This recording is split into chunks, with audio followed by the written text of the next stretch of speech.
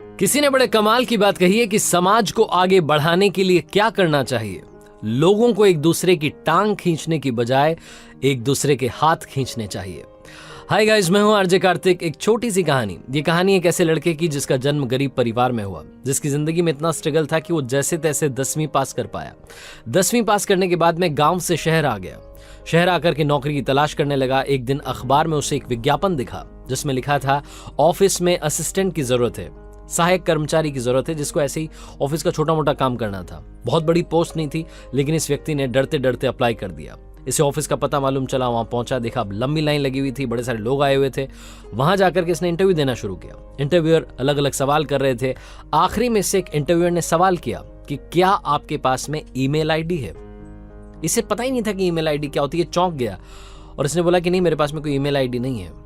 तो जो सामने वाला था उसने बोला कि कैसे बेवकूफ हो, मॉडर्न जमाना है, टेक्नोलॉजी कहाँ की कहाँ पहुंच गई, तुम्हारे पास ईमेल आईडी नहीं, पता ही नहीं क्या होती है ईमेल आईडी, मतलब क्या कर रहे हो तुम।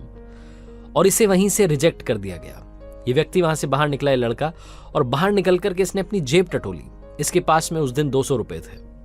200 रुपयों से उस दिन इसने एप्पल खरीदे और एप्पल बेचने के लिए उस शहर की कॉलोनीज में निकल गया। शाम तक इसने 70 रुपए का प्रॉफिट कमाया और इसे समझ में आया शाम में कि बॉस, ये काम इंटरेस्टिंग है, किया जा सकता है।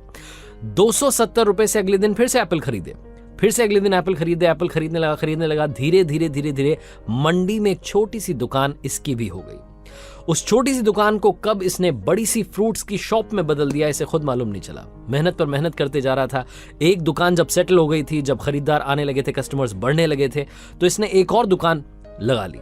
एक और फ्रूट्स की शॉप हो गई, फिर तीसरी हो गई, चौथी हो गई। उस शहर में इसकी अकेले की 7 से 8 शॉप्स खुल चुकी थी। अब इसे लग रहा था कि इस बिजनेस को बड़ा करना चाहिए। एक दिन अपने गांव गया। गांव जाकर के रिश्तेदारों को, दोस्तों को बताया कि बॉस, ये वाला अपना काम चल रहा है शहर में, अगर आप आना चाहो तो आ सकते हो।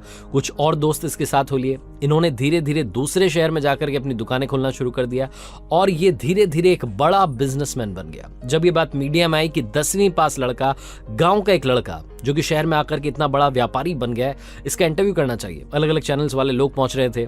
एक दिन एक मैगजीन वाला बंदा पहुंचा इंटरव्यू लेने के लिए और उसने बहुत सारे सवाल किए संघर्ष के बारे में, कैसे आपने बिजनेस ग्रो किया, कैसे आपने शॉप्स डेवलप की, कैसे आपकी पहली शॉप खुली, बहुत सारी बातें हुई। और आखिरी में उसने कहा कि आपके पास अगर ईमेल आईडी हो तो मुझे दे दीजिए, ये इंटरव्यू मैं आपको मेल कर दूंगा।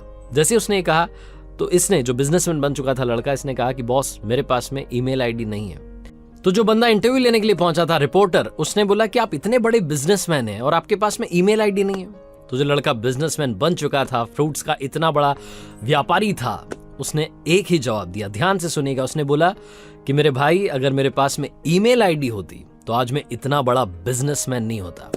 छोटी सी कहानी लाइफ में बहुत बड़ी बात सिखाती है। जिंदगी में हर किसी के पास अपना टैलेंट है। अपने टैलेंट को पहचानिए, कॉपी करना बंद कीजिए। जब आप खुद का काम करेंगे, खुद की क्षमता को पहचान करके काम करेंगे, वो काम असफल हो ही नहीं सकता। आप पास होकर के रहेंगे, इस बात की गारंटी है। आरजे कार्तिक एक बार फिर से आपसे कहेगा, अपनी क्षमता को पहचानिए और कर दिखाइए कुछ ऐसा कि दुनिया करना चाहे आपके जैसा। याद रखिए, हर सोमवार सुबह 9:30 बजे मेरे चैनल पर देखिए एक नई कहानी।